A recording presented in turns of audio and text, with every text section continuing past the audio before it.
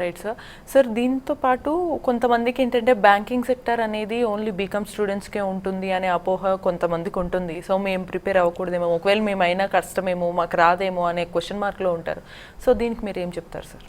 సాధారణంగా ఇలాంటి అపోహ మనకి ఎప్పటి నుంచో ఉంటుంది. మా చిన్నప్పటి నుంచి కూడా ఇదే మాట చెప్తూ వచ్చారు. సో మనం ఎగ్జామినేషన్ ఏంటి, వాళ్ళు ఏం అడుగుతున్నారు కనుక గమనిస్తే అందులో బీకామ్ వాళ్ళకి స్పెషల్గా అడ్వాంటేజ్ అనేది ఏమీ ఉండదు.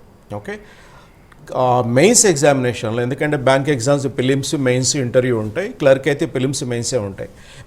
మెయిన్స్లో బ్యాంకింగ్ మీద కొన్ని ప్రశ్నలు వేస్తారు, ఖచ్చితంగా ఉంటాయి.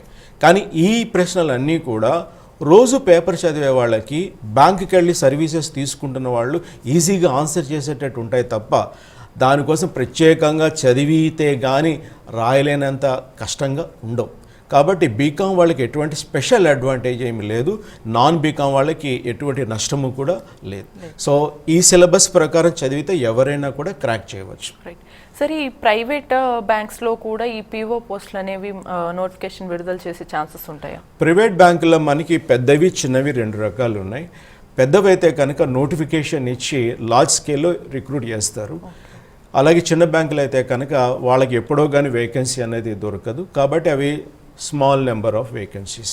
అవి కూడా పర్టికులర్ క్యాలెండర్ అనేది ఉండదు. ప్రైవేట్ బ్యాంక్స్ క్యాలెండర్ ఉండదు, ఓన్లీ నేషనలైజ్ బ్యాంక్స్కే క్యాలెండర్ ఉంది. ఎస్బీఐ కూడా క్యాలెండర్ లేకపోయినా వాళ్ళు సంవత్సరానికి ఒక పీఓ క్లర్క్ అనేది చక్కగా నోటిఫికేషన్ అయితే ఇస్తూనే ఉన్నారు. సో ప్రైవేట్ బ్యాంక్స్కి వచ్చేసరికి రిటర్న్ టెస్ట్ కన్నా ఇంటర్వ్యూకి ఎక్కువ ఇంపార్టెన్స్ అనేది ఉంటుంది.